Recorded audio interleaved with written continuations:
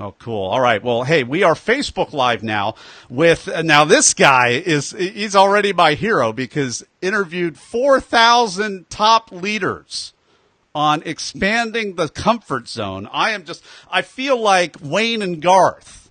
You know where I'm going with this. You feel, come on, Talk Universe. We're not worthy. We're not worthy. That's what I feel like right now with the old Wayne's World show when they were in the presence of Alice Cooper or whoever, Ozzy, whoever their metal god of metal was. Okay. I have interviewed maybe at this point, a lot of people don't know because we're only at 135 dropping today. I've interviewed well over 200 people at this point, but that is a mere, what is that, 5%, sir, of what you have been doing all this time? But, it's all good. You will catch me. I'm confident that you'll catch me and surpass me. But it's not about that. It's about putting Talk Universe first, you guys. We're not chintzing any of the quality. They're going to have high quality, but there is a lot we can do. So I'm having fun talking to Corey right now. If you are part of Corey's fan club, which I already am, okay, so I'm part of the fan club already. I will probably lead the way. I am leading the way because I'm broadcasting this live right now. So Talk Universe and Corey Universe, I'm leading the way, but I want you to exercise your little finger over the share button and help Corey spread his message of expanding your comfort zone and blasting that thing away and crushing your fears. And it starts with just doing this with your finger over the share button, right, Corey? Yeah, it's easy. It's not like we're asking a person to carry potato bags for 3 hours. Not really. Now, here's what I'm going to ask Corey to do any longer because it looks like I'm trying to do some kind of insecurity thing in the split screen. Corey can't see this. You're just a little lower than me. So what? Am I? Yeah. Okay. So we can't have that because I should be the one. Okay? I should be the one. Creeping. I should be the one creeping my my split screen a little lower here for this. So I just want to now, especially when I have a woman on, when we're talking about sensitive issues related to, all of the horrible exposures of the day and everything else that's going on. I always say that to the women I interview because I don't ever want to be like looking like I'm talking down to other guests who happen to be not men on a show in which we're deconstructing TEDx and other, branded talks. So anyway, that also goes with people, really all my guests, but especially people who have interviewed 4,000 guests. Okay. I'm getting a little, this is starting to turn into the Chris Farley show instead of, be the talk show here, but having a little bit of fun. Still on, by the way. What's that? I thought the Chris Farley show on SNL was underrated. Just as a side note, I think they should have done something with that as a full-time show. But I think it turned into something called What Up With That. Oh, yes. I think it morphed into something infinitely more horrible and wonderful. With what's that guy's name? Jason Sudeikis doing his little dancing in the Speedo 1981 red striped Speedo shoot that gets me literally rolling on the floor every single time. All right. Well, hey, well, I don't usually engage with this much pleasantries, but the fact of the matter is I've got Corey all lined up here. I've had him lined up in the spreadsheet. I am ready to go. I practiced his bio. I know how to say his last name as well as he does, and we're pretty much ready to rock. Anything before we hit the record button here, Corey? Nah. All right. Let's make the magic happen. Let's make the magic happen in 3, 2. We are live with CoreyPourier. Corey, are you ready to talk?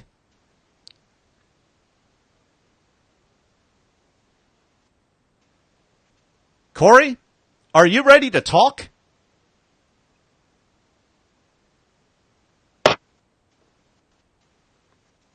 But I can't hear you anymore. Corey, you there? Did I mute you? Something is... I can hear you, Nathan, but it's picking up. Oh, okay. I can hear you again. Am I slowing down? That's a funny timing for this to be going on. All right, we got that fun little look that shows up when we're having bandwidth issues, I think. Corey, 1, 2, 3. Let me know when when I've slowed down. Let me know when this catches up. I may just call you back on Skype, and hopefully we get a better, fresh connection right there. All right. Work for you? Yeah, I'm going to call you right back on Skype here. All right, Talk Universe, man. Skype is unbelievable sometime. That has never happened, ever happened before. Oh my word, what a funny thing. Yeah, I hope we get Corey back here. This is going to be an interesting Facebook Live, you guys. All right.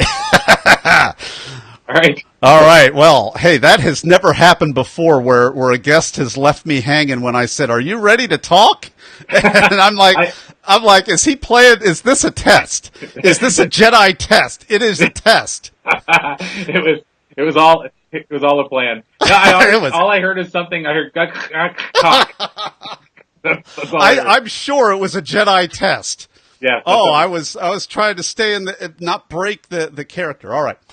I am resetting the recorder here. Okay. So are we still on Facebook Live or? Yeah, we're still on the Facebook Live. Right. So I mean, Talk Universe has been watching me, my decorum, they'll be able to tell you Scout's honor if I was freaking out or not. I don't think I was freaking out. I was just like, is this a test of whether I'm Gandalf the Gray or Gandalf the blue belt or Gandalf the brown belt or what? I don't know what this is. Maybe it's just Skype.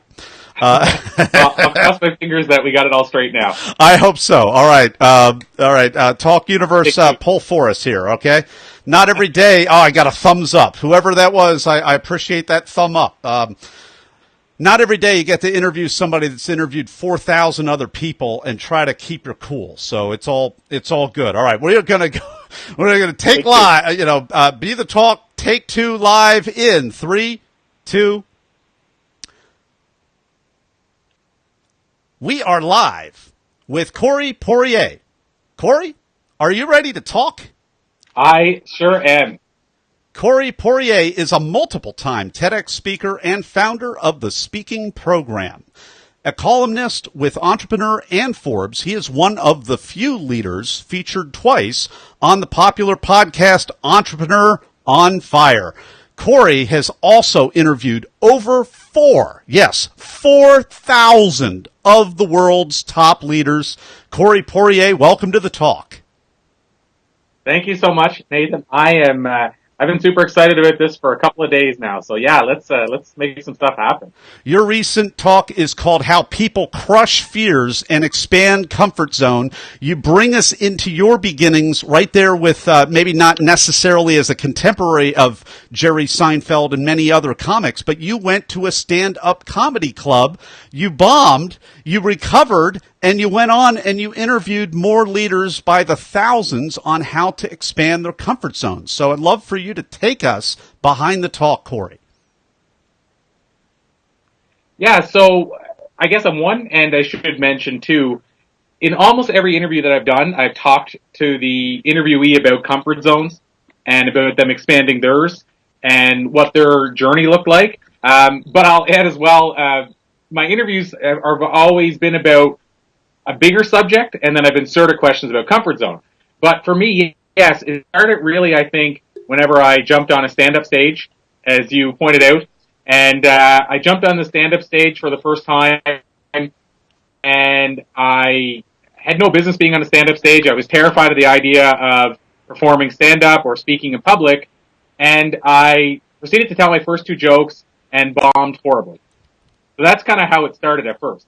And I love that because, I mean, who wouldn't bomb when you go on the stand-up? Because we don't know how hard it is. Any performing artist will tell you after they're a performing artist how much preparation you need, and you're going to just, come up with a funny joke and be able to deliver it and be able to have the right, mechanisms and all of that. And I love that you just kept on going because you figure it only goes up from here. I thought that was just the boss move.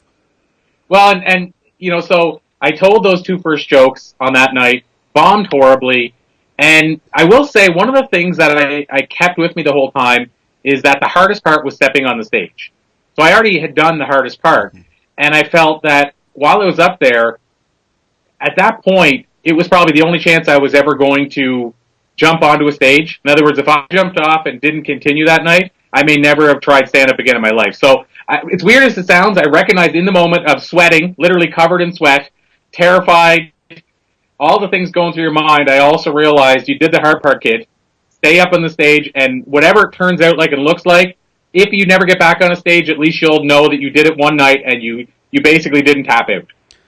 So that was where my head was at. Talk Universe, when you fall off the horse for the first time, you got to get right back up on the horse immediately and go ahead and ride another day. That's what we're talking about here. Now, as a little admin technical detail for my audio team, please clip this out. I am just a little paranoid about our Wi-Fi connection, Corey, so if you can actually go back to audio only, and I'm hoping that'll keep things a little thinner. You sound great, except just very slight hiccups, and I really want this to go well. So now we have a nice frozen view of you on the screen, which is great. Let me know you're still there. I'm still here. You're you still hear here? Me? Okay, yeah, we're great. Okay. Well, we're going to jump right back into it. So you get off that horse, you fall off the horse, get back on the horse, because there's all kinds of rewards on the other side. You already took most of your lump, most of your pain.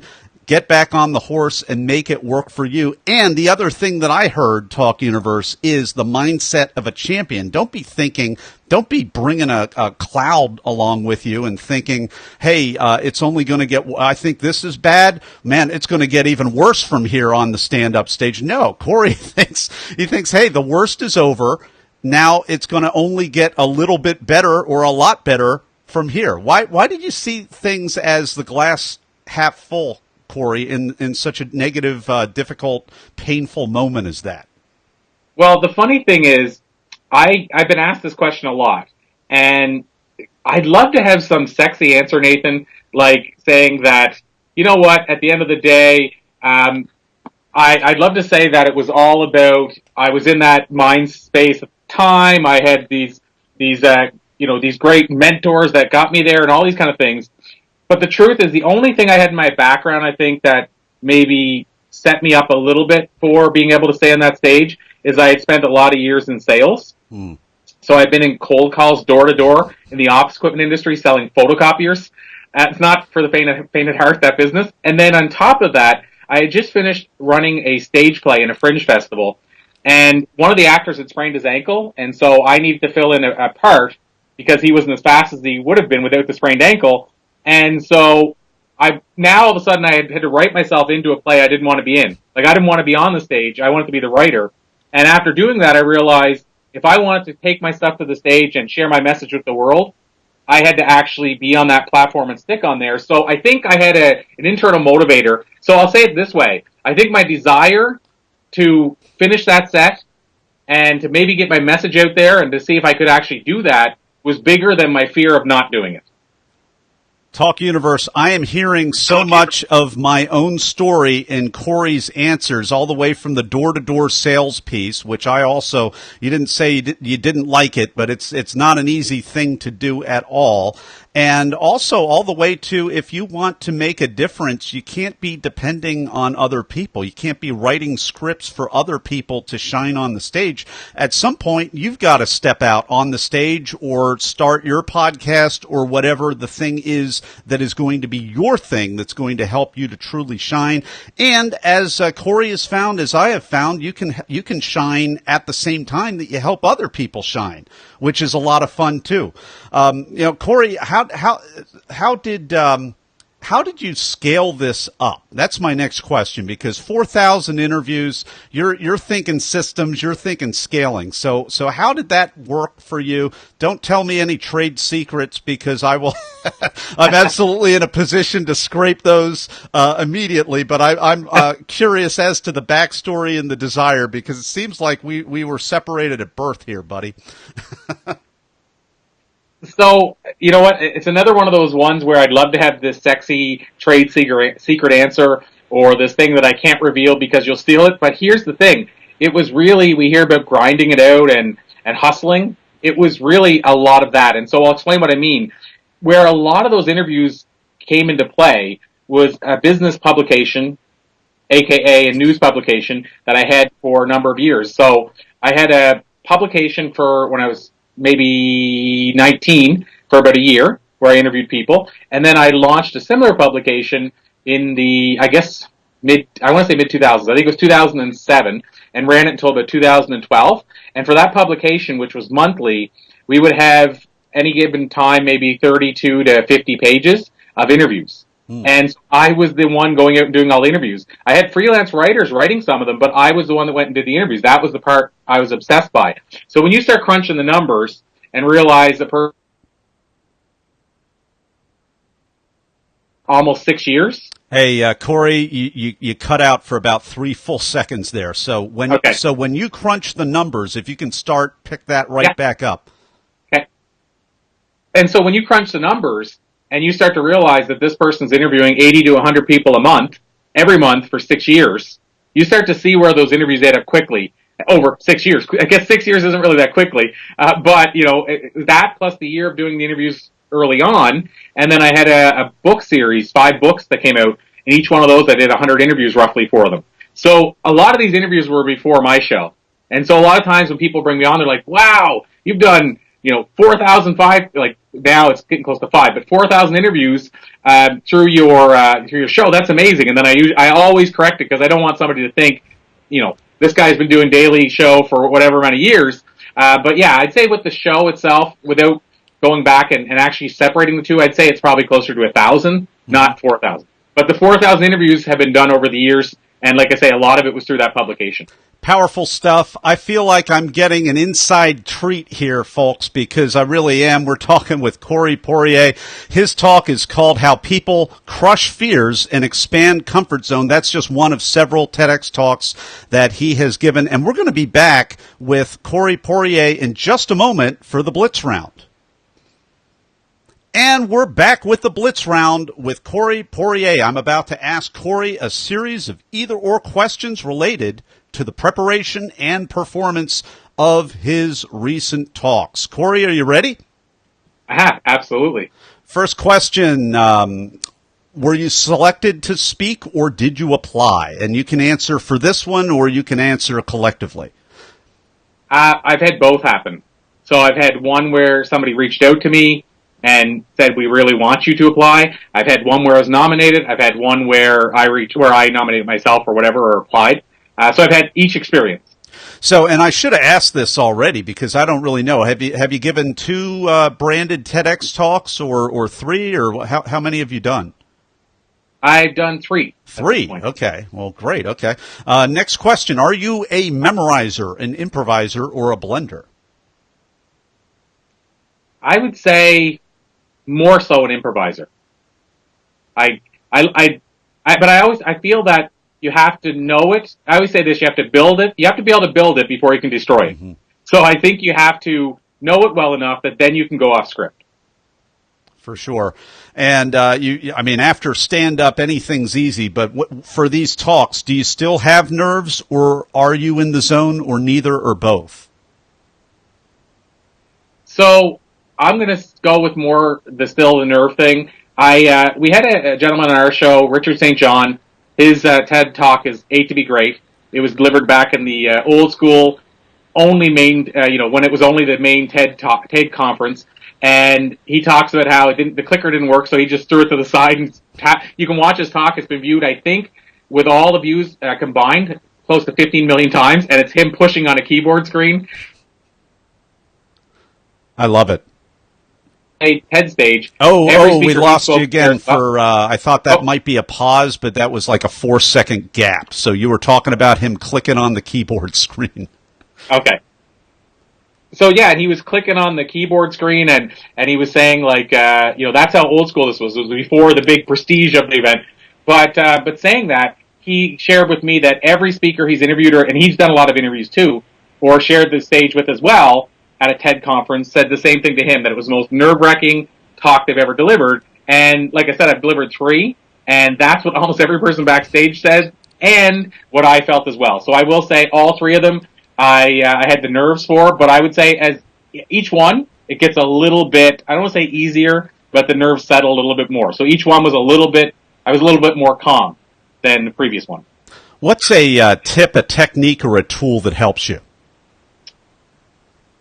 I would say, for me, the big one is storytelling. So when I say that, what I'm driving at is know your story. If you know the story, and I say the story could be the 5-minute talk or a 15, or it could be parts of your talk. Maybe you have 3 stories. But if you know the story well enough, then you're going to stay to time, and you're going to do your pauses well. To me, it's a matter of if you know the story, it's a lot easier to remember. What's a unexpected, strange, or just plain weird thing that happened during or right before any of your talks? Wow. So I would say probably if I go with maybe I'll call it strange, but one of them they hooked up the mic on me and they had this big wire. I mean, and by the way, for people listening and wanting to know which one, if you go to my TEDx talk about what would you tell your younger self, you can see what I'm talking about, just so people see the visual. But basically, they put up a wire from the mic, and it comes out from behind, and it's like basically this thin wire, but you can see it enough, and it's like going way back out, like a hunchback almost behind me, and they sent me out like that. And so my whole talk's like that. The negative of that is you can hear a few static things in the video because of it. But that was unusual to actually have this big hump coming out behind me. Interesting visuals for sure. We've been enjoying the Blitz round with CoreyPourier. His talk has been titled "How People Crush Their Fears and Expand Comfort Zones." And you can either type that into YouTube and find it that way, or you can go to our show notes page at BeTheTalk.com. We will have a link that you can click right there and watch, as well as a link to be able to connect with Corey at thatspeakerguy.com, thatspeakerguy.com. And in a moment, we're going to be right back with CoreyPourier's final word of advice. And we're back with the final word of advice from CoreyPourier to us in Talk Universe. Final word of advice from me, I have to say that, and this is in general, Nathan, but for a person, whether they're delivering a TEDx talk, whether you're delivering a talk, whether it's to do with your life in general, live on purpose. And so what I mean by that is that your TEDx talk should be about something that's purposeful to you, something you're passionate about. It should be something that you feel inside your core, because I believe everything you do, the stories you tell, everything you do is going to come through if you seem to actually feel this inside your bones. And I think that's going to happen most often when you're living on purpose in general in life and when you're delivering with passion. So the big takeaway is live on purpose. CoreyPourier, thanks so much for taking some time out to share your takeaways and wisdom with Talk Universe today. It's been my absolute pleasure, Nathan. Thank you for all the work you're doing. And that's a wrap, but we're still Facebook Live. All right. So this one gets the technology isn't cooperating very well today award so far. Now, I probably shouldn't say that because I've got another, I think, 6 or 7 interviews. So I want this to receive the award for the month. I'll actually I'll do a little prayer for you that it does receive the award for the month. Well, and hopefully, even though we're still live on Facebook right now, I'll ask you, hopefully you were able to cut the pieces where you figured to be able to be pieced together okay in the end. Oh yeah, yeah. My audio guys, my talk ninjas will get on that. I have a primary one, then I have a backup one that really delights in the special, the specially difficult ones, which I would not include this in that category because it's a simple edit as opposed to just background noise or chirpy birds or. You know, I mean, you've probably interviewed people, and they have, it's like, are you outside? It's like spring. Is it spring in your part of the world? I hear birds and songbirds rejoicing. Right? Are they on your shoulder? Are you cousins with Mary Poppins? It's like. Or are you a pirate? Are you a pirate? Which one? Mary Poppins' cousin or a pirate? Or a pirate? Yeah. Oh, my gosh. All right. Well, hey, everybody, I've got a couple of good thumbs up here. If you have any questions for Corey after the fact, because we're about to go offline like old school fashion here, feel free to reach out. And thanks again for sharing Corey's message. It's a powerful message that we can all use. Take care, everybody.